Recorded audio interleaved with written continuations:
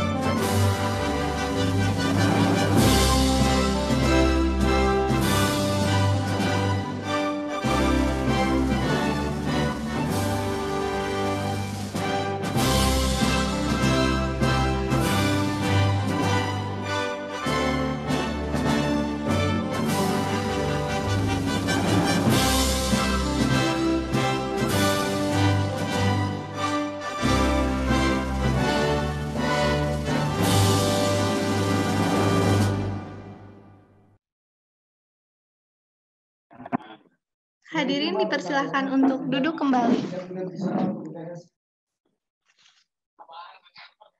Selanjutnya, sambutan dari Presiden HMGI 2020-2021, Muhammad Dery Mahendra, kepadanya dipersilahkan.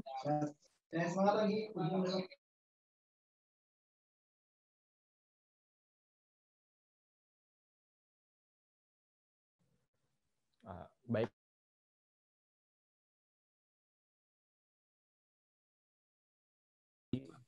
Salam sejahtera untuk kita semua. Yang terhormat Pak Tiar Prasetya dari BMKG sebagai pemateri kita pada hari ini. Yang saya hormati teman-teman panitia webinar series HMGI beserta timnya, dan yang saya banggakan juga teman-teman peserta yang sudah meluangkan waktunya pada pagi hari ini. Pertama-tama puji syukur kepada Tuhan Yang Maha Esa karena pada hari ini kita bisa berkumpul atau masuk di virtual room pada pagi hari ini. Dan di webinar kedua ini sebenarnya sambungan dari webinar pertama. Yang pertama itu introduction mitigasi bencana, yang kedua ini kita akan mengenal apa itu megatrust. Mungkin teman-teman di sini yang ikut webinar pada hari ini udah pada tahu itu megatrust, tetapi harapannya di webinar kali ini kita bisa mendengarkan langsung dari BMKG langsung, yaitu apa sih megatrust itu, bagaimana definisinya, bagaimana mekanismenya, dan ini juga mungkin bisa bermanfaat buat teman-teman semua yang sudah mengambil tugas akhir maupun kerja praktek, dan akan membuka wawasan kita juga sebagai mahasiswa geofisika di Indonesia. Mungkin itu aja dari saya mohon maaf jika ada kekurangan atau fasilitas yang kami berikan. Akhir kata, wassalamualaikum warahmatullahi wabarakatuh. Saya kembalikan ke MC. Waalaikumsalam warahmatullahi wabarakatuh. Baik, terima kasih kepada Muhammad Dery Mahendra selaku Presiden HMGI 2020-2021 atas sambutannya.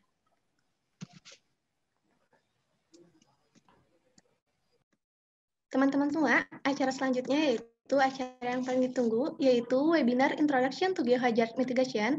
Izinkan saya, Nina Karlina, selaku moderator, membacakan CV dari Tiar Prasetya SSC MSc. Selaku Head of BMKG Earthquake Information and Tsunami Early Warning of Jakarta. Beliau lahir di Jakarta 28 Agustus 1971, beralamat di Jalan Purba Endah 4, nomor 27, Cimahi 40511, Jawa Barat, Indonesia. Kontak di Gmail tiar2808@yahoo.com, Jabatan Kepala Bidang Informasi Gempa Bumi dan Peringatan Dini Tsunami BMKG Jakarta. Riwayat pendidikan, Master Program JRIPS National Graduate Institute of Policy Study, Roppongi, Tokyo. Diploma Seismologi IISII, International Institute of Seismology and Earthquake Engineering, Tsukuba. S1 Universitas Indonesia. D3 AMG, Akademi Meteorologi dan Geofisika. Pengalaman bekerja, Balai 5 BMKG Jayapura, Stasiun Geofisika Kelas 1 Bandung, Stasiun Geofisika Kelas 1 Yogyakarta, Stasiun Geofisika Kelas 1 Padang Panjang Sumatera Barat, Bidang Mitigasi Gempa Bumi dan Tsunami BMKG Jakarta, Bidang Informasi Gempa Bumi dan Peringatan Dini Tsunami BMKG Jakarta. Beliau memiliki moto hidup, memang baik jadi orang penting, tapi lebih penting berusaha menjadi orang yang baik. Luar biasa CV pemateri kita kali ini. Halo Bapak, apa kabar Pak? Alhamdulillah baik, hari Minggu, walaupun kemarin sempat hujan. Ya, alhamdulillah Pak. Baik, mungkin untuk selanjutnya saya persilahkan kepada Bapak untuk memandu pematerian. Baik, saya izin share screen ya. Boleh Pak. Boleh ya. Ya, mudah-mudahan bisa kelihatan. Kita santai aja, mungkin karena hari Minggu pagi, terus malam baru habis hujan. Kita bicara agak berat sedikit, jadi kalau kita bicara pakai bawaannya yang serius, malah tambah berat, dan semakin berat, semakin ngantuk. Ini ada 100 slide, mungkin mudah-mudahan bisa selesai sampai habis maghrib. Tapi karena waktu itu cuma 1 jam, mungkin nanti akan kapanpun nanti ada mau nanya, silakan. Nanti kita diskusi, dan kalau seandainya saya lupa, mohon nanti Mbak Nina mohon dibantu nanti pertanyaannya.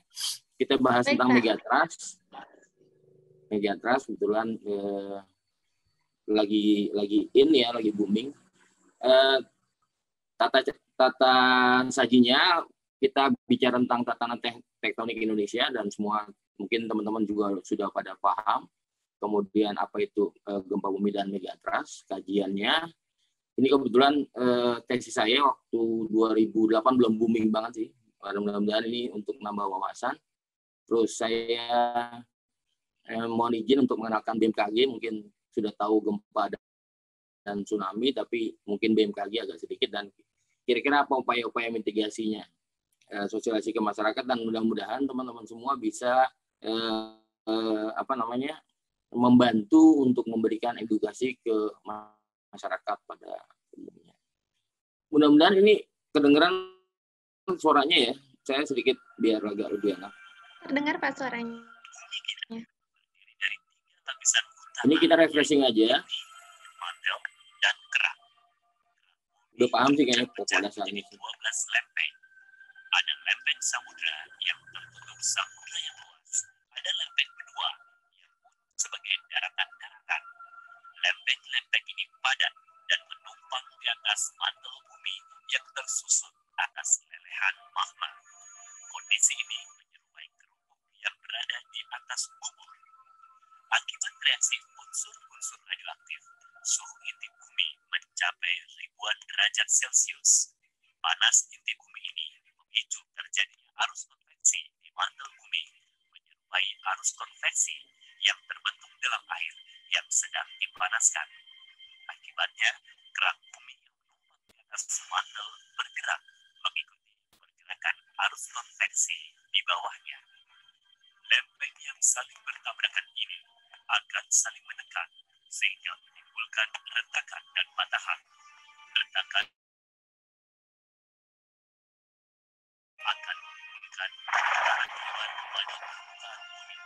Peristiwa ini dikenal sebagai gempa bumi. Pelentingan atau patahnya lempeng ini dapat menyebabkan terjadinya semburan lempeng secara tiba-tiba. Ini mengakibatkan terjadinya gangguan kesetimbangan air laut sehingga terbentuklah rangkaian gelombang yang menyebar ke segala arah. Inilah yang disebut gelombang tsunami. 2 poin penting tadi, yang terakhir, bagian-bagian terakhir di video. Yang pertama bahwa bumi kita akan selalu bergerak. Selama bumi bergerak, maka pergerakan lempeng itu tetap ada. Dan selama lempeng itu bergerak, maka gempa bumi itu suatu keniscayaan. Dari dulu, sekarang, dan akan datang, akan terjadi gempa bumi. Jadi tidak ada gempa bumi yang dihilangkan atau bahkan dipindahkan seperti itu. Karena ini sudah sunatullah, keniscayaan bahwa akan tetap ada selama bumi ini ada. Satu.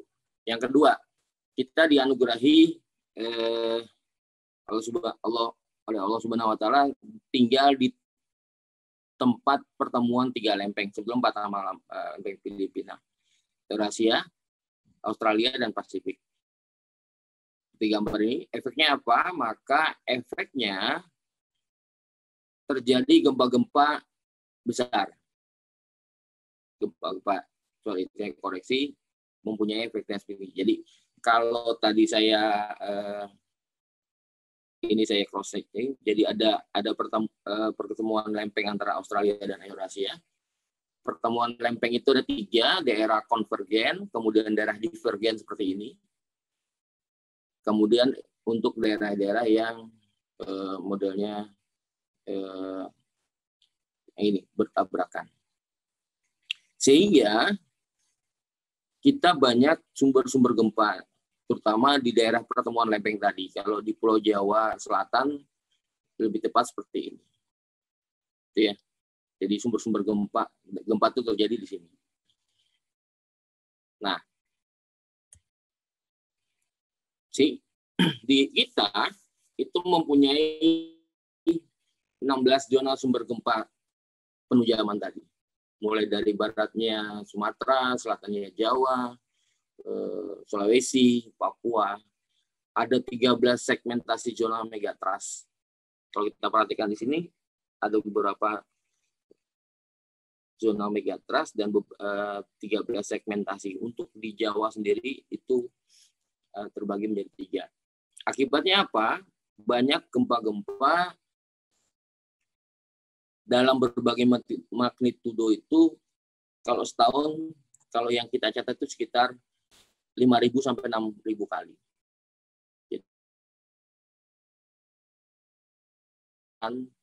Tapi tercatat di kami, dan kalau kita hitung itu sekitar 5.000 sampai 6.000 kali. Gempa-gempa yang berkekuatan di atas 5 itu dalam setahun bisa sekitar 350 kali. Dan kadang-kadang setahun itu bisa merusak, terutama yang di 2018 ya, itu bisa 8 sampai 10 kali gempa merusak terjadi di Indonesia. Dan berdasarkan statistik, tsunami terjadi di Indonesia itu hampir tiap 2 tahun sekali. Ya. Yang merah itu gempa-gempa yang dangkal, artinya di bawah 100 kilo, kuning itu menengah, dan biru itu dalam. Sehingga kalau kita cross section, kalau di selatan Jawa itu seolah menghujam. Jadi makin ke utara gempanya semakin dalam kedalaman. Nah, Indonesia sendiri punya 295 sumber sesar aktif. Di samping tadi pertemuan lempeng, ada juga sesar-sesar yang di dalam pulau yang bisa terjadi gempa yang dirasakan dan bahkan merusak. Mungkin sambil hormat salam buat teman saya Pak Jati dari Aceh. Jauh-jauh ikut bergabung. Terima kasih Pak Jati. Kemudian, bagaimana dengan Pulau Jawa?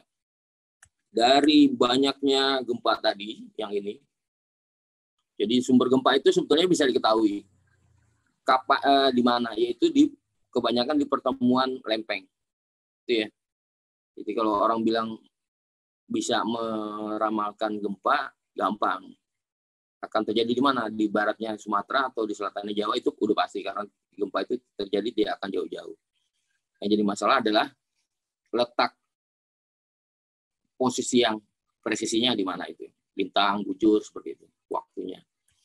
Nah, di selatan Jawa, ternyata dari banyaknya gempa tadi, seperti ini kita lihat, ada beberapa gempa, tapi ada daerah-daerah yang seismisitasnya rendah. Menimbulkan pertanyaan, jadi kalau kiri kanannya itu ada terjadi gempa-gempa besar, tercatat seperti itu, tapi ada daerah yang sepi gitu. Ada dua kemungkinan bahwa di pertemuan ini memang slippery itu artinya pada saat ada dorongan, kemudian tidak ada penekanan, gesekan, sehingga tidak terjadi gempa. Atau ini membutuhkan waktu untuk terjadi gempa besar. Itu ya. Kalau kita menyobek tisu, maka tidak perlu waktu yang lama untuk nyobek seperti ini, tidak akan.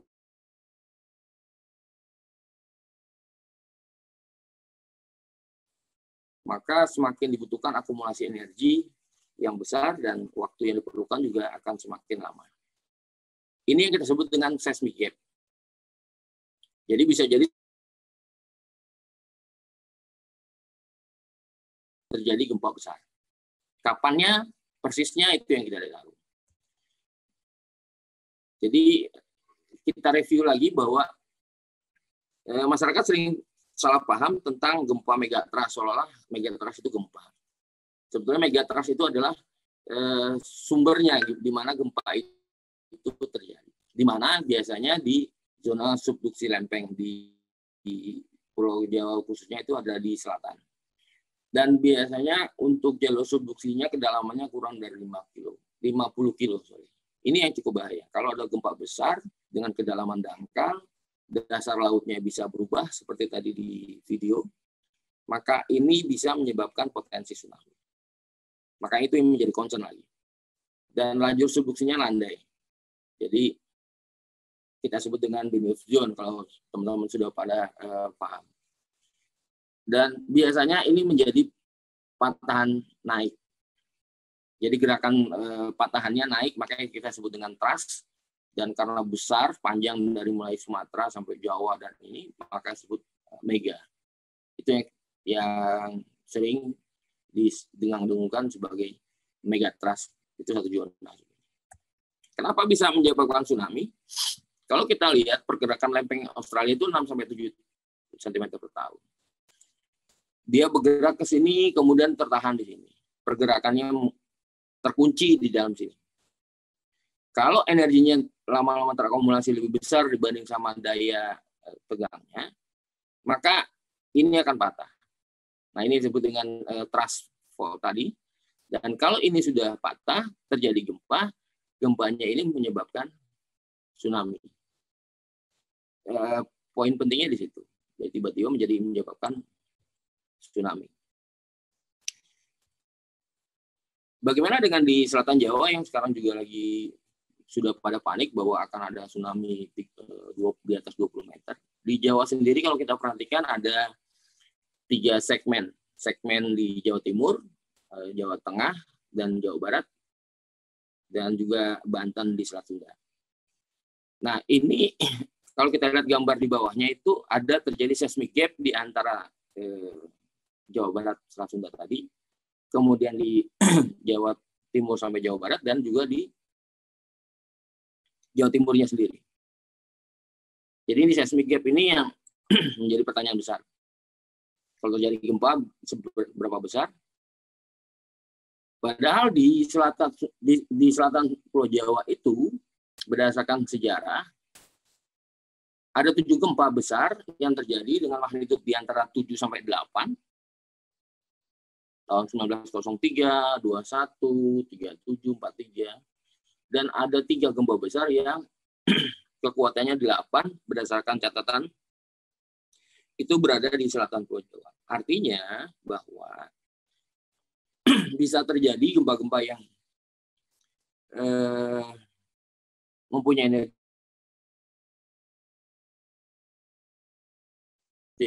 Ini yang kemudian menghitung. Maka beberapa ahli mencoba membuat kajian simulasi, termasuk saya sendiri pada saat menyelesaikan di KRIPS. Saya mencoba tahun 2008 itu menghitung seismic gap kalau terjadi gempa di selatan Jogja khususnya. Karena berdasarkan paper dari Okal dan Sinolakis tahun 2007 bahwa ada absen atau ada seismic gap yang ada di selatan Jawa ini. Saya mencoba menghitung dan kemudian membuat beberapa skenario. Jadi kita buatkan beberapa skenario patahan namanya itu. Kalau dia patah berapa kilometer dan patahannya berapa naiknya. Nah, kita coba buat simulasi tsunami-nya. Sampai di pantai kapan waktunya, kemudian berapa tingginya. Saya mencoba waktu itu membuat 5 skenario. Dari mulai yang kecil dengan magnitude 7,69 sampai waktu itu saya mencoba 8,83 yang saya coba buat sebagai katastrofik. Dan tsunami itu sangat tergantung dari panjang patahan, kalau kita bisa lihat nanti, kemudian lebarnya, kedalamannya juga, termasuk nanti tidak kalah penting adalah strike, dip, and rake. Slipnya di sini. Jadi kalau yang teman-teman mau mencoba belajar membuat simulasi tsunami, unsur penting yang diperlukan dalam membuat modeling tsunami, kira-kira ini parameternya. Dan posisinya ada di mana. Kebetulan saya mencoba di selatan Jawa, khususnya di selatan Jogja. Jadi ada skenario 1 seperti ini yang kedalaman 10 kilo dan kedalaman 0 kilo dengan kekuatan 8,3 ini ya. Jadi 10 kilo dan 8 kilo. Kira-kira kalau ini terjadi gempa, maka gelombang awal tsunami seperti apa? Seperti ini. Ini 10 kilo, agak lebih lebar dan agak panjang, tapi untuk kedalaman 0 seperti ini. Kemudian saya coba lagi membuat skenario 2 dan 3 dengan kekuatan kecil 7,69. Magnitude ini yang saya pakai berdasarkan tesisnya Emil Okal juga. Itu ya. Saya coba buat juga seperti ini. Kemudian saya mencoba lagi membuat beberapa skenario yang kalau ini 2 bertemu gitu, saling memicu gempa. Kemudian saya mencoba buat katastrofik area, artinya cuma 8,3 dengan panjang sekitar 100. Nah, ini panjang patahannya sekitar 500 kilo. Ya. Ini masih waktu itu kita buat pakai tsunami N2. Jadi pada saat gempa terjadi patah, maka awal mula air laut seperti ini gerakannya. Jadi aplikasi muka laut itu sangat berpengaruh dengan terjadinya menggeret tsunami. Jadi 5 itu average-nya bisa 4 meter. Kemudian kita coba sekarang semacam dummy target untuk melihat apa, untuk mengukur kira-kira ketinggian di satu daerah berapa gitu. Jadi kita bisa bikin modeling tsunami seperti ini. Teman-teman kalau mau belajar bisa kok. Kita bisa ngitung. Ya. Nah, ini yang skenario 1, 2. Jadi gelombang tsunami-nya kalau kedalaman 10 kilo malah lebih besar, lebih tinggi panjang gelombangnya dibanding sama kedalaman 0 misalnya. Penyebaran tsunami-nya kalau kita bisa lihat dia mulai dari timur ke barat. Nanti ada satu yang menarik sebetulnya di sini. Kemudian sampai di pantai itu kurang dari 30 menit. Itu kalau skenario 1, 2. Dan tinggi maksimumnya itu kalau dari tide gate yang tadi saya coba ini adalah 3 meter. Ini. Ya, kalau misalkan tadi jauh. Untuk skenario yang gempa lebih kecil, yang kedalaman 0, ternyata yang 2 ini lebih 3 ini lebih besar. Dibalik lagi malah. Dan sama-sama kita perhatikan ini perjalanan gelombang tsunami. Kalau merah itu gelombang naik, kalau biru itu gelombang laut yang turun seperti itu. Kalau saya buat lagi, nah tinggi tsunami-nya agak lebih sedikit, paling sekitar 2-3 meter. Kalau kekuatan 7,8 sekian. Tapi ada arah sumber hampir tegak lurus dengan pantai Jogja, ini sangat berpengaruh kalau kita bisa lihat di sini. Waktu itu saya konsen memang di selatan Jogja. Untuk skenario 4, yang tadi 2 ini, sama seperti tadi, bahwa perjalanannya juga dari timur ke barat dan waktunya tempuhnya juga kurang dari 30 menit. Jadi rata-rata sekitar 20 menit sampai. Kalau kita bisa lihat di sini. Nah, tingginya sekitar 3 meter. Ini untuk kekuatan yang rendah. Kalau membuat 8, sekian, kalau saya panjang ini ada sekitar 450 kilo panjang patahannya, maka tinggi tsunami-nya itu sekitar 11 sampai 13 meter. Itu kalau kekuatan 8. Apalagi kalau sekarang kita menggunakan kekuatan magnitudo 9 dengan panjang patahan dianggap 3 segmen itu bersatu gitu. Jadi ini yang para ahli melihat. Kalau ini kalau kita bilang worst skenario adalah katastrofik kondisi. Jadi kondisi yang paling buruk yang dihitung sehingga menyebabkan apa? Diharapkan supaya apa? Kita bersiap dipukul, kalau cuma dicubit kita akan lebih siap dibanding sama kita bersiap untuk dicubit, ternyata kenyataannya dipukul. Ketinggiannya ini bisa sampai 30 meter tan. Ini yang masyarakat kadang-kadang suka salah paham menerima, seolah-olah hampir di sepanjang selatan Jawa itu ketinggiannya sama 20 meter. Padahal hanya beberapa tempat yang ketinggiannya memang cukup luar biasa, di atas 20 meter. Meskipun beberapa banyak di tempat yang ketinggiannya antara 7 sampai 12 meter, dan ada beberapa juga yang ketinggiannya kurang dari, kalau yang ungu ini di atas 5 meter, kalau yang merah ini kalau kita orange zone ini adalah 0,5 sampai 3 meter. Kalau yang kuning ini kurang dari. Ini yang sering kita bicarakan. Jadi pertama, megatrust itu bukannya gempa, tapi dia zonanya. Zona di mana gempa-gempa terjadi, dan karena ada seismic gap, maka bisa kemungkinan terjadi gempa yang besar. Dan karena itu kedalamannya kurang dari 50 kilo seperti itu, maka itu sangat-sangat berpotensi menimbulkan tsunami. Itu yang dihitung. Bagaimana dengan di Indonesia sendiri, kembali ke tadi, ya, secara statistik dari 2013 sampai 2019 yang kita catat, ada semacam tren kenaikan gempa-gempa yang tercatat. 2008 tuh hanya 4.000 sekian kita mencatat, tapi 2018 khususnya itu ada 11.920 gempa yang tercatat. Yang dirasakannya juga sama, itu ada sekitar 1.148 gempa-gempa yang dirasakan.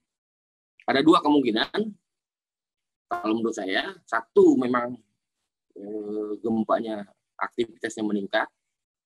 Kedua, seiring dengan jalan, bahwa kita memasang beberapa sensor di seluruh Indonesia, semakin sensitif, semakin banyak kita tangkap atau kita bisa memetakan gempa, maka frekuensi gempanya akan semakin meningkat.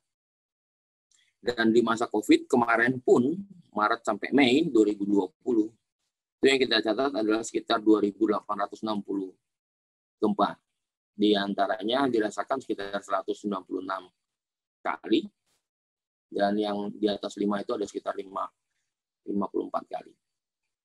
Kita bisa lihat, kalau kita belajar dari gempa Palu, jadi ada tiap event akan sangat-sangat spesial. Apalagi kalau gempa besar, kemudian penyebab tsunami. Tapi untuk 2018 kita mendapatkan pelajaran sangat berharga. Bahwa di gempa Lombok itu ternyata terjadi gempa yang bukannya foreshock atau aftershock, tapi gempa yang independen, tapi dia terjadi hampir berbarengan. Ada 6,4 kekuatannya, kemudian ada 7, 5,8, 6,9, 6,9 itu terjadi hampir dalam waktu yang sangat berdekatan. Dan tercatat itu sekitar 2.760 kali untuk gempa-gempa susulan tadi. Dan ternyata di Lombok juga pernah terjadi gempa-gempa besar sebelumnya. Berbeda dengan gempa yang di Palu. Itu semua keluar istilahnya. Jadi multi kolateral hazard. Jadi ada gempa, ada longsoran, kemudian ada tsunami-nya, sangat destruktif, ada liquefaction-nya seperti itu. Nah, ini yang harus kita lakukan adalah satu, mempersiapkan mitigasi. Di samping memperkuat tentang peringatan dini, baik itu gempa bumi maupun tsunami. Karena sampai saat ini, gempa memang masih belum bisa diprediksi. Ya. Peralatan udah canggih, sekalipun kita masih belum bisa memprediksi. Ada beberapa orang yang mengklaim, bahkan negara yang bilang bahwa sudah berhasil tentang prediksi gempa. Sebetulnya tidak sederhana. Kalau kita bilang besok mau ada gempa, kalau bagi kita orang BMKG mah itu sudah keniscayaan gitu. Kalau bilang 2 bulan ini akan ada gempa di mana Pak? Daerahnya antara Aceh, mulai dari Aceh sampai Jawa Barat, ya udah nggak usah 2 bulan, besok pun akan terjadi gempa.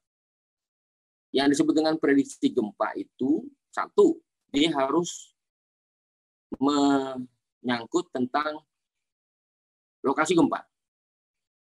Nggak usah lokasi di area misalkan. Kalau misalkan di Jakarta, di Jawa di mananya? Bagian selatan di mananya?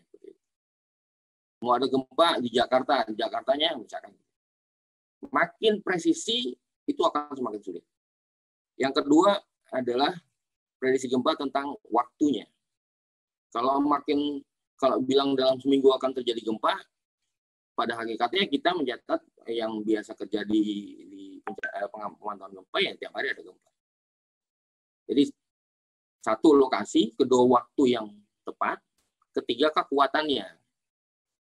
3 aja udah sulit. Padahal ada 12 unsur yang harus dipenuhi dalam membuat prediksi gempa.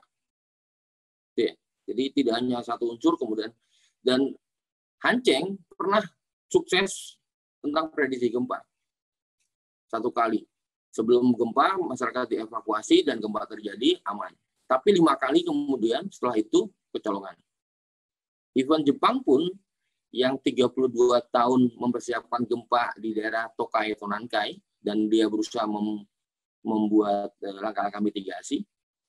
Tapi yang keluar adalah Sanriku yang 91. Nah,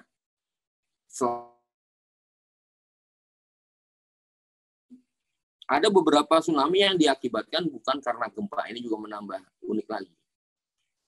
Kita tahu yang kemarin di Selat Sunda, anaknya membuat ulah menjadi longsoran dan timbul tsunami. Bapaknya pernah Krakatau itu membuat ulah tahun 1883. Ya kan?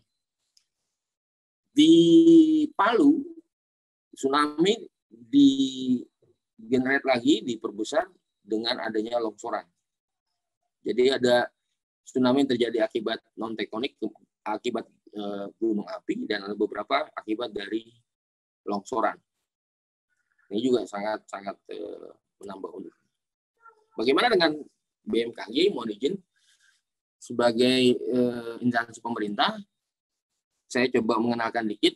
Kita adalah lembaga non-kementerian, jadi bertanggung jawab langsung kepada Presiden.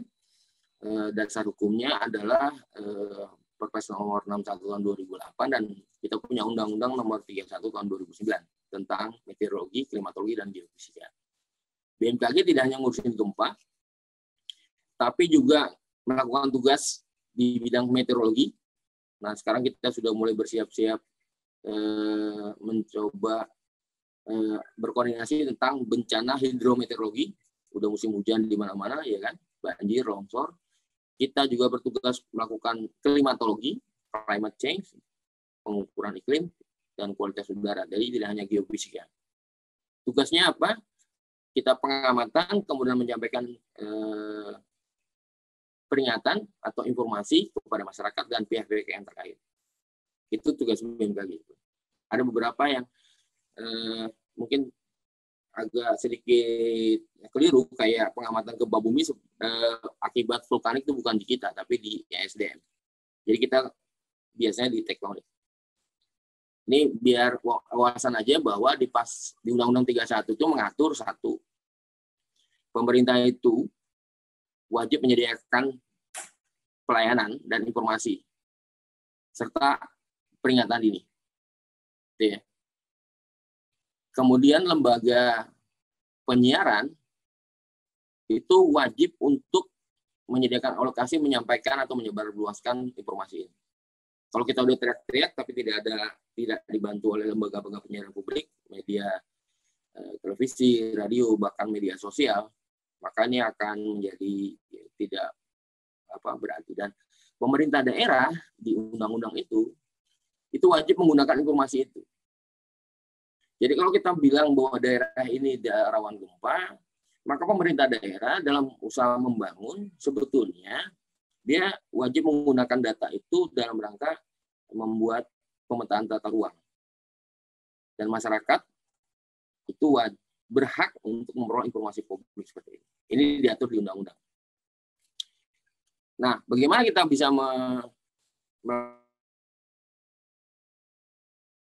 Indonesia Tsunami Earthquake Warning System. Jadi ada monitoring system yang kita pasang seismograf di seluruh Indonesia. Dia tugasnya mendeteksi secara real time, kemudian diproses di processing system, dan hasil informasinya itu disebarluaskan ke masyarakat dengan berbagai mode. Supaya apa? Kalau ada satu cara yang mengalami kendala, maka cara yang lain sehingga informasi itu dipastikan sampai ke masyarakat. Supaya bisa mengurangi dan meminimalisir dampak dari bencana kalau misalkan terjadi tsunami. Ini yang kita coba buat seperti kemarin. Ada skenario 9,1. Kalau bisa kita lihat, itu tsunami-nya ketinggiannya di atas 3 meter, dan goncangannya pun tidak kalah penting karena selain tsunami terjadi, goncangannya itu hampir di selatan Jawa sekitar 6 mmi. 6 mmi itu mungkin beberapa bangunan sudah roboh, dan gelombang tsunami-nya sampai ke Australia. Nah, informasi ini tadi saya sebutkan akan disampaikan dengan berbagai mode. Jadi, secanggih apapun peringatan dini tsunami khususnya, kalau informasi itu satu tidak sampai ke masyarakat, ya kan? Yang kedua, sampai tapi telat, itu tidak akan banyak berguna. Yang ketiga, sampai diterima masyarakat, tapi masyarakat tidak tahu harus berbuat apa. Terutama khususnya misalkan stakeholder yang menangani kebencanaan. Ya.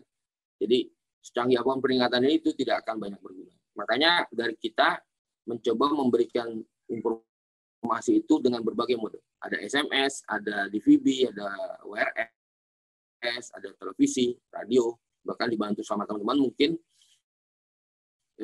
yang tidak kalah powerfulnya di sosial media.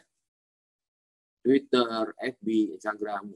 Dan saat ini untuk perintah evakuasi, tanda kutip itu adalah di sirine tsunami. Jadi satu cara tidak bisa, cara lain informasi itu akan dapat. Yang jadi masalah adalah misalkan yang dimasalahkan informasi dari SMS nggak dapat, sementara dia dapat informasi itu mungkin dari aplikasi atau dari web, ya kan? Jadi sebetulnya poinnya adalah bagaimana informasi bisa sampai ke masyarakat dengan cepat dan informatif. Makanya kita bangun juga ada namanya WRS, Warning Receiver System New Generation. Jadi itu lengkap dengan gambar, peta, kemudian informasinya. Sementara ini 300 WRS ini kita pasang di khusus kementerian lembaga.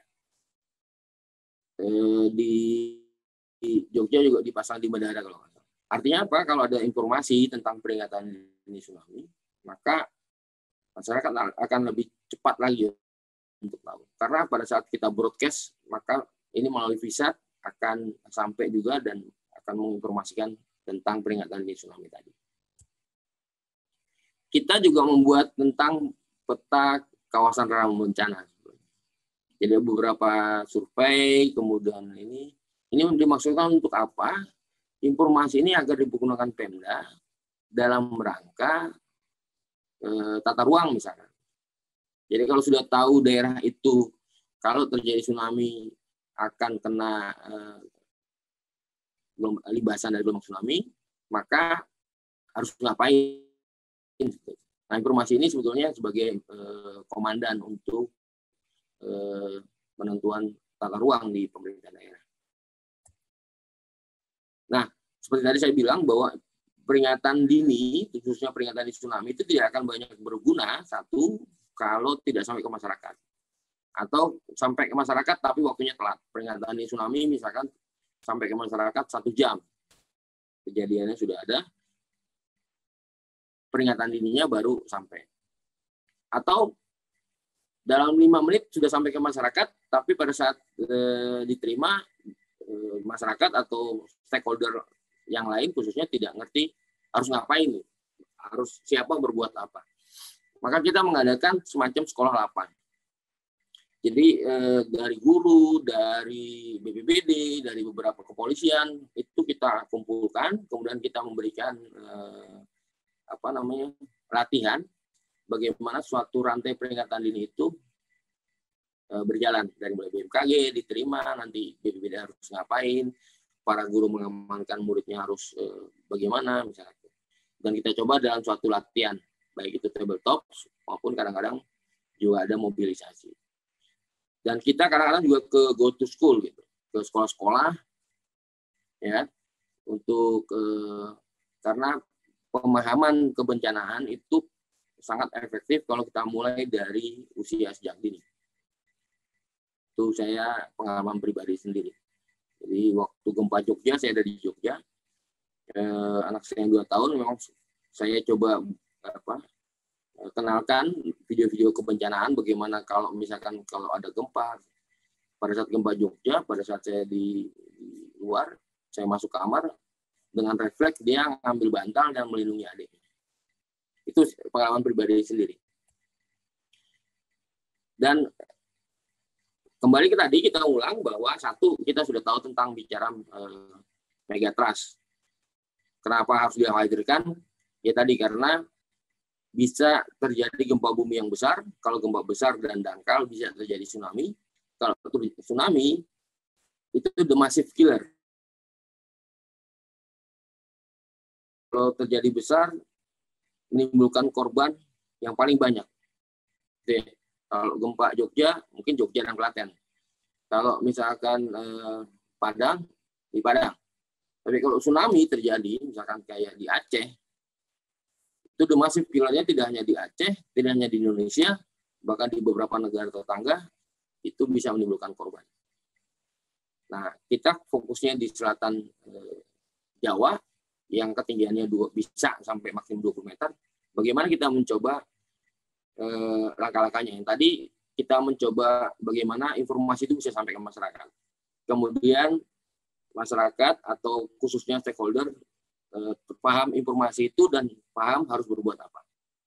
Nah, di samping itu kita mencoba mengedukasi ke masyarakat. Ini bantuan teman-teman semua. Bagaimana kita mengenalkan langkah-langkah mitigasi ini sehingga pada saat ada informasi para ahli membuat kajian, kemudian mengumumkan bahwa ini loh kira-kira 20 meter tidak disikapi dengan panik, tapi justru berpikir bagaimana kita mulai sekarang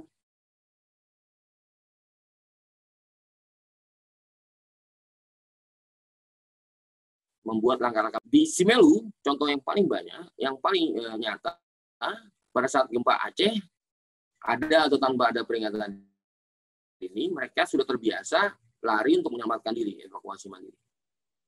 Ini harus kita latih dan kita tanamkan ke masyarakat.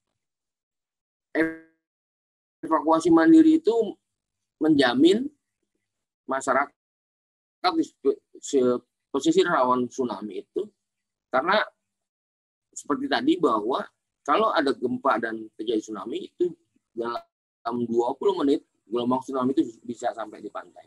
Kalau kita membutuhkan waktu maksimum 5 menit, bahkan kita sekarang sudah 3-4 menit, maka 20 menit dikurangi 5 menit, 15 menit, informasi itu bisa sampai ke masyarakat. Ya kan? Itu golden time, rush hour banget. Bagaimana dalam 15 menit itu orang bisa evakuasi. Kalau nunggu lagi pengumuman resmi, maka akan berkurang. Ya. Dan yang dari Selat Sunda kita banyak pelajaran penting bahwa ternyata ada tsunami-tsunami yang diakibatkan walaupun sangat jarang aktivitas non tektonik. Ini yang caranya bagaimana yang mulai sekarang yang bisa kita lakukan. Masyarakat daripada kita panik, tidak nelayan, teman-teman mohon dibantu. Pertama, yang paling gampang adalah menyiapkan jalur evakuasi. Jadi kita dikasih gambaran seperti ada gempa tsunami 20 meter masuk ke daratan sekian meter, misalkan seperti itu. Mulai sekarang kita coba bangun, kita latih untuk awareness-nya itu mencoba menyiapkan jalur evakuasi. Ini penting, dari tingkatan sederhana aja. Dari tingkatan keluarga aja. Misalkan di kebakaran, maka kalian harus kumpul di satu titik temu yang kita tentukan masing-masing. Banjir misalkan, kalau ada banjir maka nanti kita ketemu kumpulnya di sini kalau sempat terpisah, ya kan? Nah, baik ayah, ibu, anak sudah tahu pemetaan daerah mana yang aman, kemudian daerah mana yang tidak aman, sehingga pada saat terjadi kebencanaan dia sudah paham. Kalau masuk ke mall, yang dilihat jangan barang diskon, yang dilihat adalah emergency exit-nya dulu. Jadi setiap terjadi bencana, maka di kepala kita sudah tertanam, kita harus pergi ke pintu emergency seperti itu. Pemetaan seperti ini yang sangat penting dan bisa dijadikan sebagai habit. Kemudian latihan evakuasi mandiri. Ada atau tanpa peringatan, kalau ciri-cirinya misalkan ada gempa yang dirasakan kuat selama 20 detik, coba lari misalkan seperti itu, 200 meter sejauh-jauhnya dari pantai dan mencari tempat ketinggian. Di Sumatera Barat dibangun juga beberapa shelter kalau sangat jauh untuk evakuasi, buat shelter, dan shelter ini untuk kondisi normal bisa dibuat sebagai aula atau sekolah gitu ya. Dan mestinya di beberapa pantai itu harus dibuat green belt. Ini sangat penting untuk pencegahan. Jadi ya, ada beberapa tower yang juga bisa menyelamatkan untuk sementara tanda kutip itu, dan mengajarkan seperti pemetaan seperti ini.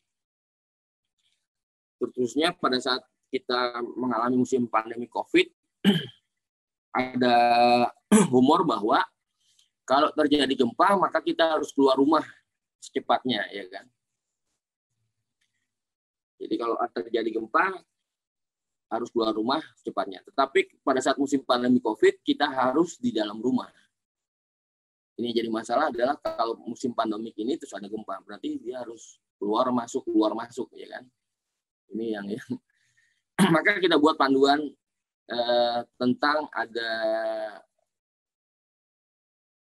langkah evakuasi darurat di musim COVID ini terhadap peringatan dini tsunami.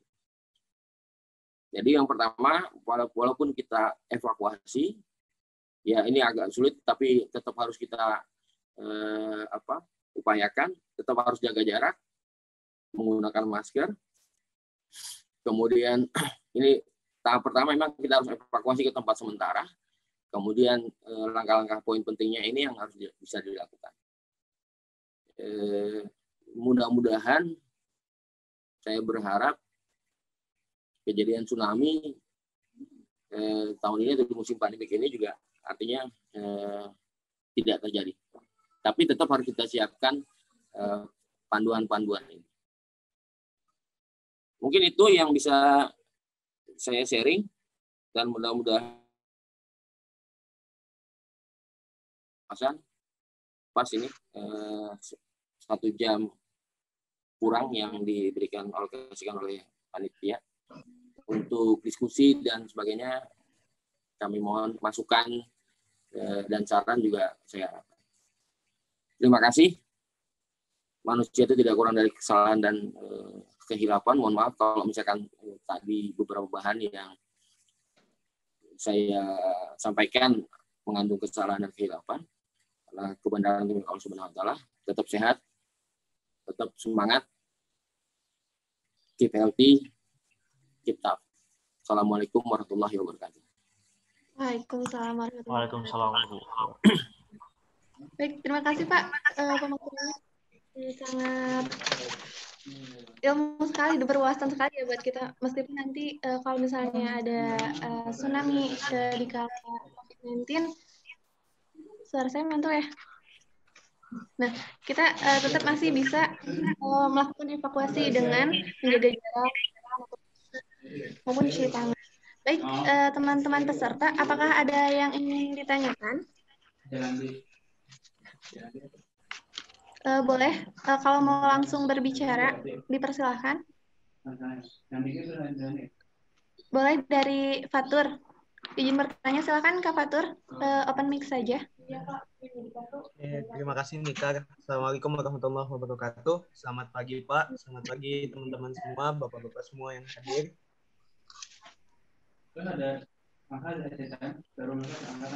Suaraku udah masuk belum Nika? Suaranya masuk Kak, silakan.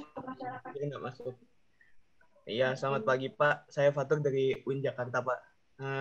Sebelum saya bertanya Pak, izin menyampaikan salam. Ada salam dari Kepala Stasiun Geofisika Tangerang Pak Paswardi dan Kasih Datin. Oh, waalaikumsalam. Iya, betul. Ya Pak, izin bertanya. Nah, tadi kan ada seismic gap Pak ya. Itu kita juga pas kuliah itu belajar pasang surut. Itu pengaruh nggak sih Pak kayak pola pasang surut terhadap tsunami? Terus peluruhan gempa-gempa sekitarnya terhadap daerah seismic gap yang tadi itu Pak. Itu aja mungkin Pak. Terima kasih. Assalamualaikum warahmatullahi wabarakatuh. Waalaikumsalam. Pak Dina, mau langsung jawab atau gimana? Gak apa-apa ya, biar ngalir aja ya. Ya, boleh Pak. Bisa.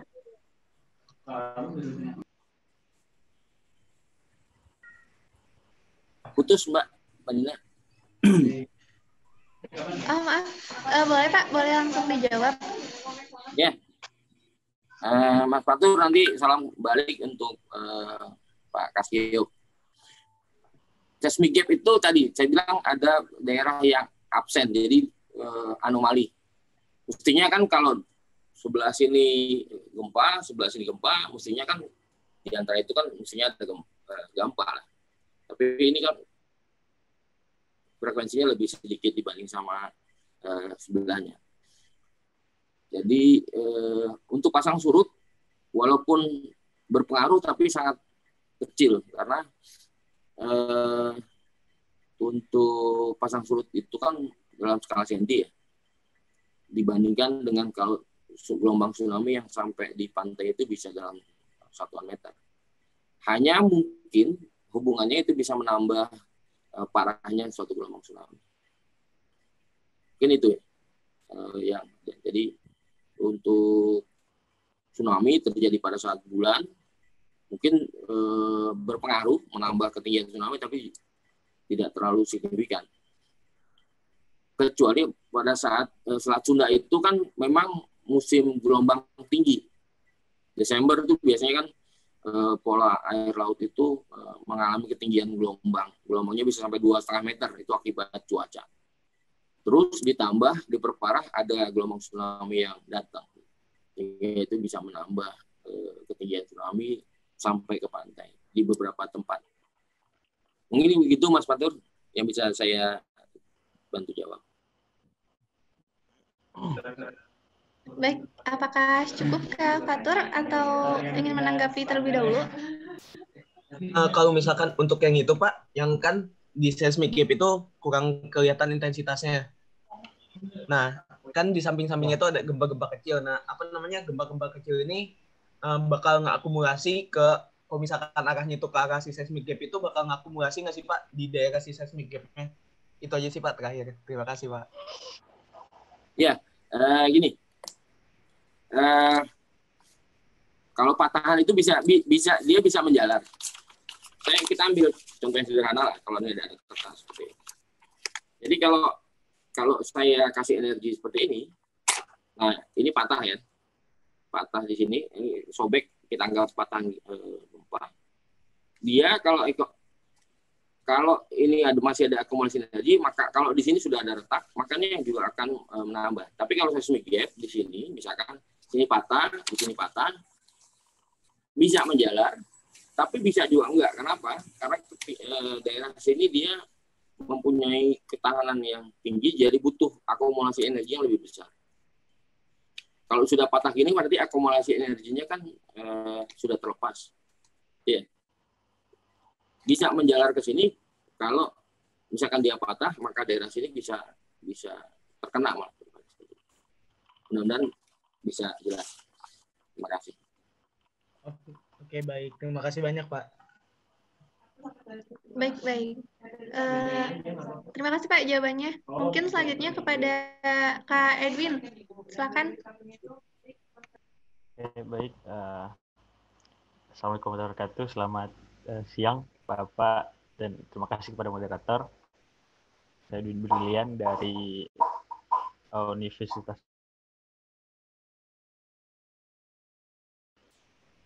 Kejadian tsunami ini harus selalu gempanya berada pada laut gitu Pak. Mungkin begitu aja sih Pak pertanyaan. Terima kasih Pak.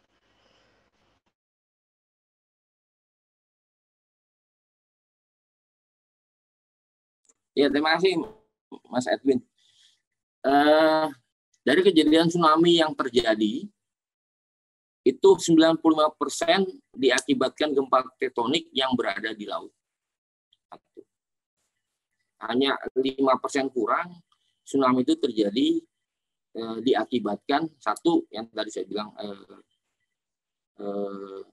gunung api, erupsi gunung api. Kedua, longsoran. Di Kamchatka pernah ada separuh bukit itu longsor, kemudian mendorong menjadi tsunami. Dan yang sangat paling jarang adalah misalkan jatuhnya meteorit. Meteorit jatuh ke laut sehingga bisa menyebabkan gelombang. Tapi itu kejadian itu hanya 5% kurang. Makanya kita fokus di gempa-gempa yang terjadi. Gempa yang besar, kemudian kedalamnya dangkal di bawah 50 kilo, kemudian posisinya di laut. Yang paling gampang kalau ada gempa besar kemudian di darat terus orang ribut tentang tsunami, itu pasti 4 kata. HOAX. Dia harus di laut. Nah, bisa menjawab Mas Edwin. Baik Pak. Kemudian saya ada pertanyaan lanjutan Pak terkait kasus gempa yang terjadi di Palu, kan cukup unik kalau menurut saya pernah baca begitu Pak. Mungkin Bapak bisa menjelaskan peristiwanya gitu Pak.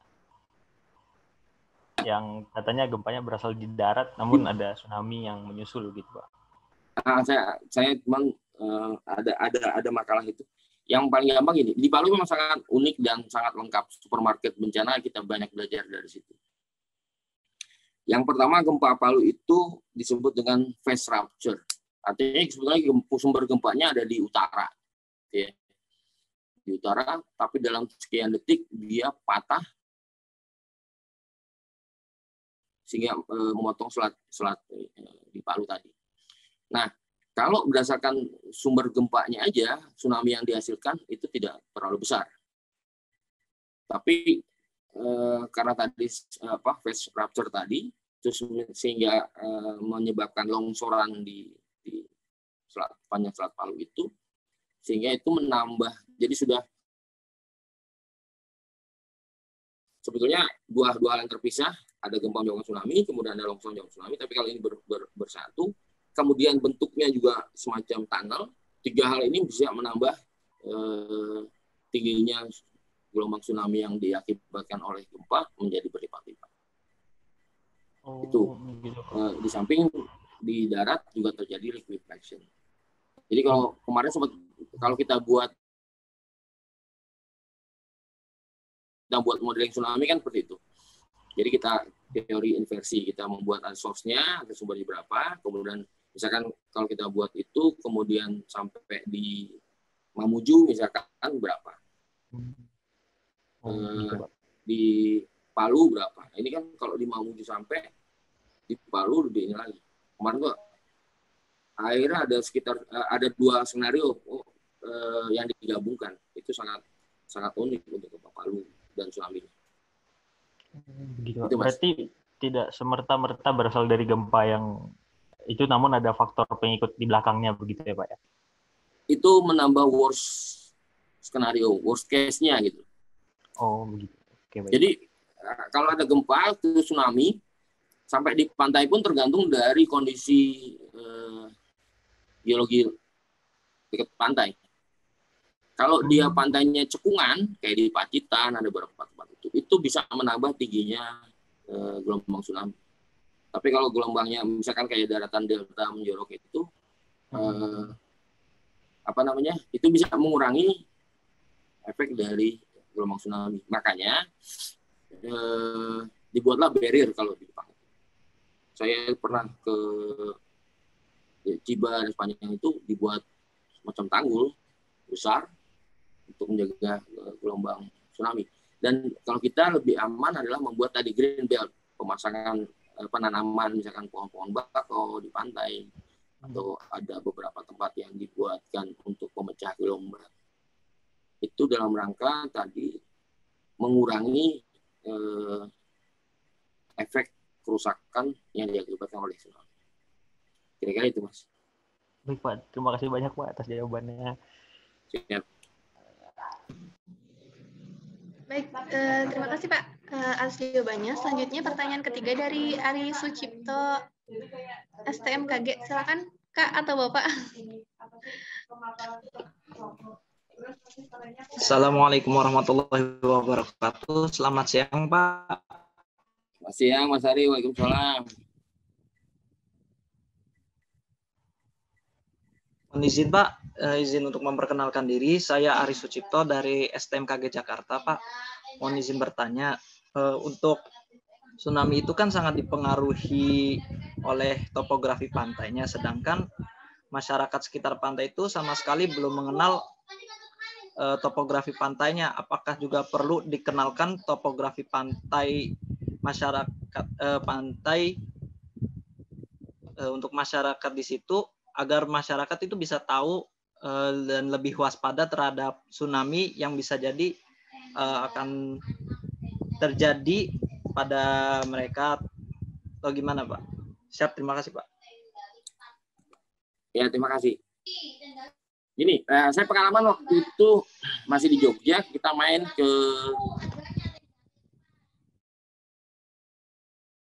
di sepanjang selatan sama teman-teman BPPT. Nelayan itu akan lebih tahu daerahnya, satu ya. Hanya masalahnya adalah kalau terjadi gempa dan tsunami misalnya itu, maka mereka harus mengenali daerah yang kemana mereka harus pergi. Sampai sejauh mana. Kalau gelombang tsunami masuk ke daratan cuma 200 meter, maka mereka tidak perlu lari sampai 5 kilo misalnya. Pada kondisi normal aja itu akan sulit, ya kan, kalau nggak dimulai dari sekarang. pengenalan daerah teritori kalau bahasa kitanya itu akan sangat penting, dan apalagi kalau misalkan itu dituangkan dalam bentuk peta yang besar yang ditempel. Kalau di mall kan biasanya ada tuh, Anda berada di sini maka ini. Lalu di pantai akan Anda berada di sini, daerah amannya seperti ini. Pemetaan kerawanan bencana itu memang penting, tidak mesti harus muluk-muluk, harus dari sederhana aja gitu.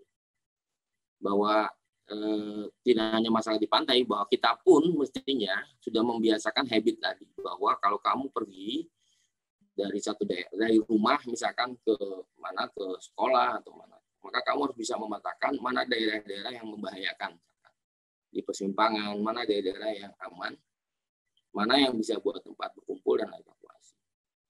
Apalagi nanti masyarakat pantai. Dan misalkan jalur evakuasinya cuma 3 meter, sementara masyarakat itu banyak. Pengalaman di Kota Padang, pada saat gempa dan sirene nyala, semua orang keluar untuk evakuasi, tapi ternyata daya tampung jalanan itu lebih kecil, jadi malah bukannya membantu proses evakuasi mandiri, malah bisa menghambat. Atau malah ternyata pada bawa mobil. Maksudnya untuk cepat, karena semua orang bawa mobil, macet, malah nggak bisa evakuasi.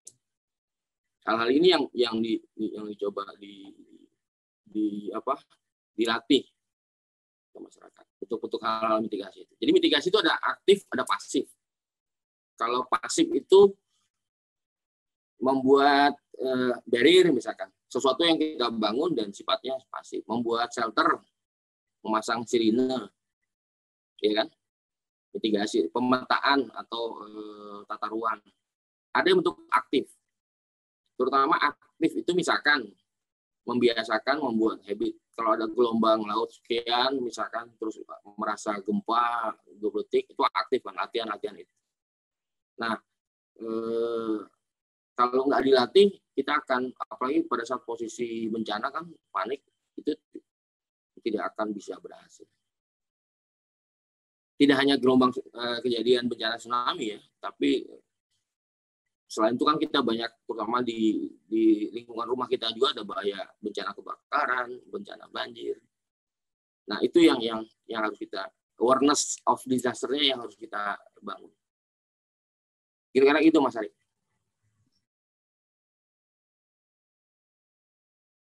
Terima kasih banyak Pak.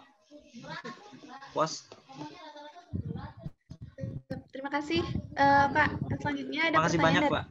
Jawabannya Pak. Selanjutnya ada pertanyaan dari Aulia Puji Astuti dari Universitas Hasanuddin. Silakan Kak Aulia. Selamat siang. Terima kasih telah diberikan kesempatan. Terdengar nggak suaranya? Kedengaran Mbak Aulia. Baik. Gini Pak, saya mau menanyakan mengenai vokal mekanisme.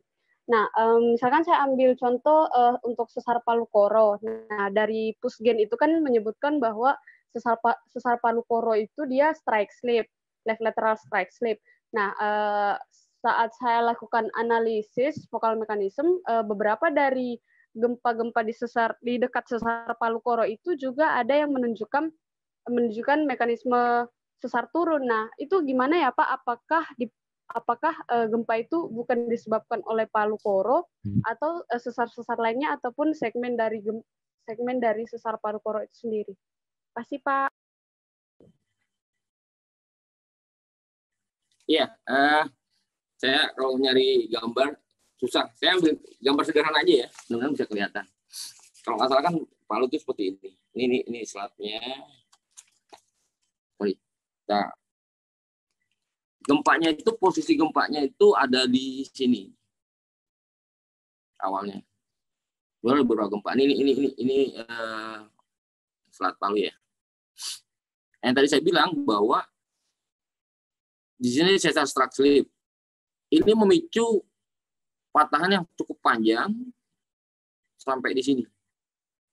Masih kelihatan ya? Jadi memicu patahan panjang mulai dari sini strike slip sampai ke sini. Nah di sini patahannya menjadi teras.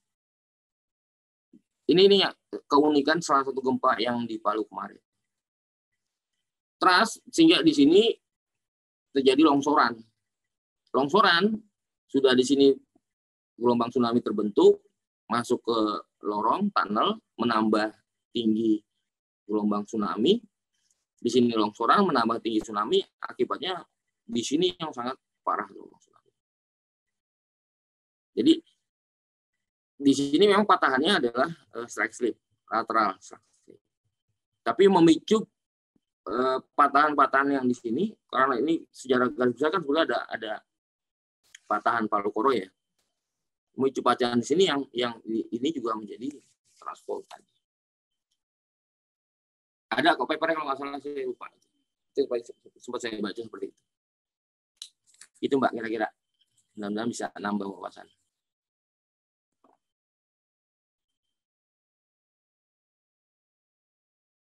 Itu penyebabnya nggak selalu dari ini ya Pak, dari sesarnya, karena kalau dilihat kan dia agak beda tuh Pak.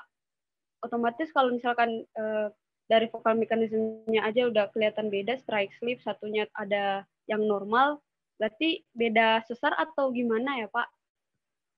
Enggak, dia memicu patahan Mbak. Biasanya kan kalau vokal mekanisme yang kita gambarkan ada di source-nya ya, di source gempanya gitu. Dan source gempa vokal mekanisme yang paling bisa menimbulkan potensi tsunami adalah thrust fault, sesar naik, ya kan?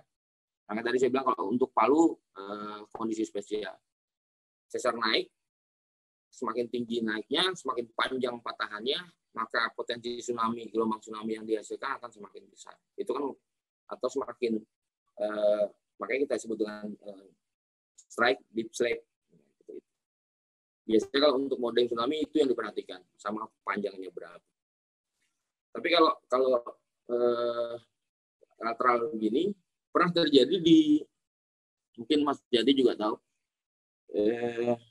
di outer di Aceh, di outer dari Lempeng, itu 8 sekian pernah terjadi kita nyatet, dan kita panik itu tsunami. Tapi karena vokal mekanismenya dia sesar lateral ini geser, maka dia tidak menimbulkan gelombang tsunami.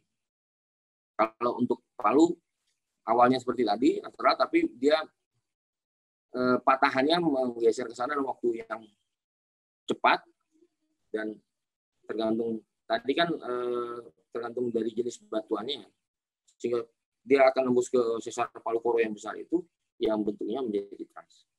Jadi kalau bahasa kitanya tadinya awalnya cuma geser gini, karena panjang sampai sini, sobek di sini menjadi trust, dan itu bisa menambah. Di sini sudah terjadi tsunami, kalau cuma di sini aja mungkin kecil gitu, dan nyampe Mamuju nggak nyampe. Tapi karena dipicu 3 tadi, maka tsunami yang dihasilkan akan semakin dahsyat. Kira-kira itu Mbak Uda yang bisa saya sharing. Baik Pak, terima kasih. Baik, siap. Terima kasih Pak atas jawaban-jawabannya. Barangkali dari peserta ada lagi yang ingin ditanyakan?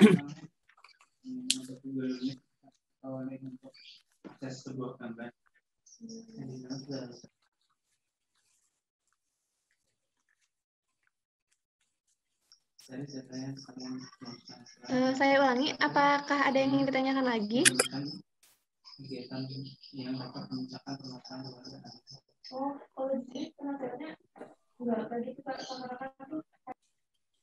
Ada suara tapi kecil ya, Mbak Anana. Iya, Mbak Anana Zidna, apakah ingin bertanya?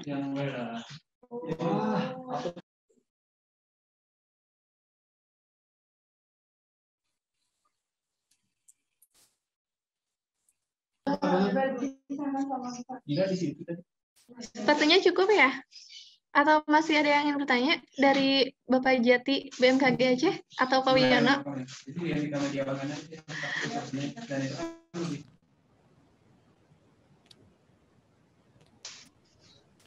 Baik, sepertinya sudah tidak ada lagi pertanyaan. Mungkin dari Pak Tiar Prasetya ingin memberikan closing statement-nya, Pak. Silakan. Ya, saya cuma singkat gini satu. nggak ada yang salah sebetulnya bahwa masyarakat kita lebih cenderung reaktif. Kalau ada gempa, kalau ada ilmuwan menyampaikan satu hasil, misalkan seperti itu, terus ditanggapi dengan reaktif. Nah, tugas teman-teman ini yang memberikan kontribusi untuk pencerahan ke masyarakat, sehingga kepanikan itu tidak mesti terjadi. Dengan cara apa? Biasanya kalau saya amati bahwa ada satu gap informasi. Kadang-kadang ilmuwan bicara tentang ilmunya dengan bahasa sangat teknis. Kalau kita kuliah mungkin bisa paham, tapi kalau masyarakat yang bahkan di pesisir pantai itu tidak ngerti. Saya pengalaman waktu gempa Jogja, kita terangkan dengan bahasa sudah seawam mungkin. Ada beberapa masyarakat yang tidak ngerti bahasa Indonesia, dia minta diterjemahkan ke bahasa Jawa. Artinya teknologi informasi itu yang memegang peranan penting. Ada gap di situ. Jadi kalau para ahli sharing tentang pengetahuan terutama untuk megatrust, teman-teman bisa ngisi gap itu di situ. Membumikan bahasa ke lingkungan lah, nggak usah jauh-jauh, ke lingkungan sekitar kita. Kalau orang bertanya tentang megatrust dan sebagainya, dengan bahasa yang sederhana tanpa harus mengurangi hakikat dari keilmuan tadi, ya kan? Sehingga informasi itu sampai. Dan bisa juga dengan berbagai media sosial, teman-teman sudah lebih canggih lah, menggunakan IG, menggunakan Facebook, ya kan, bahkan YouTube. Nah, cara-cara ini mudah-mudahan bisa membantu mencerahkan pengetahuan ke masyarakat, sehingga pada saat informasi itu dibuat tidak menimbulkan kepanikan, dan kita harapkan juga mendorong Pemda itu memperhatikan tentang hasil penelitian tadi. Jadi ilmu itu tidak akan banyak berguna kalau tidak ada amal, kan. Di situ mudah-mudahan di samping pengetahuan teman-teman semua tentang geofisika, saya tidak meragukan lagi.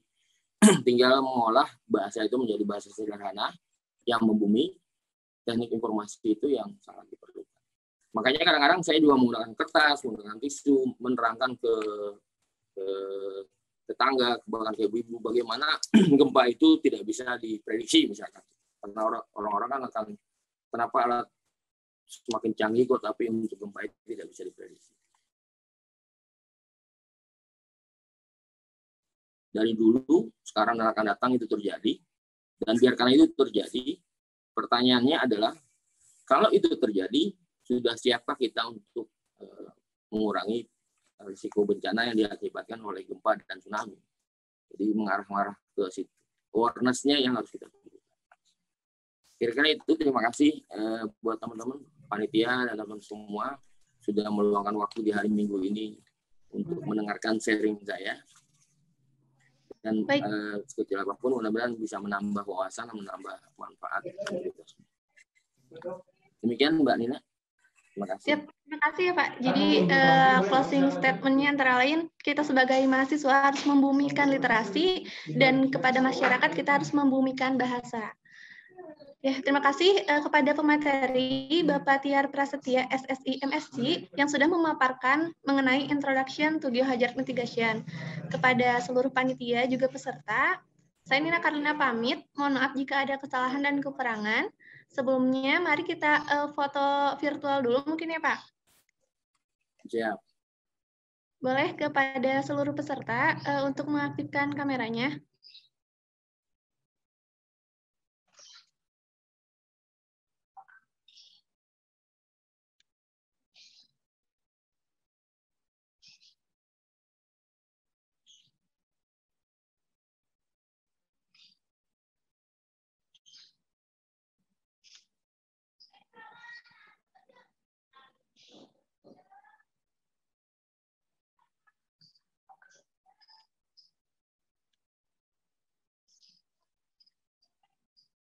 Ya, siap. Boleh rapi-rapi dulu.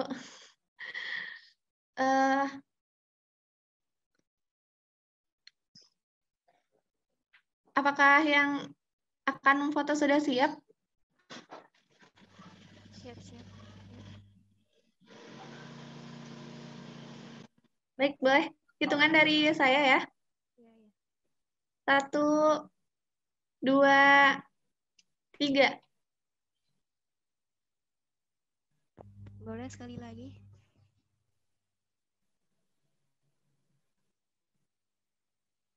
Sudah, Teh?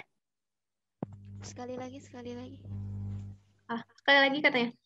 Step 1, 2, 3. Dah. Baik, terima kasih semuanya. Saya mewakili panitia, mohon maaf jika banyak kesalahan. Terima kasih untuk Pak Tiar Prasetya, juga seluruh peserta yang sudah hadir. Saya tutup dengan mengucap hamdalah, alhamdulillahirrahmanirrahim. Silakan barangkali ingin meninggalkan Zoom meeting. Terima kasih. Assalamualaikum warahmatullahi wabarakatuh.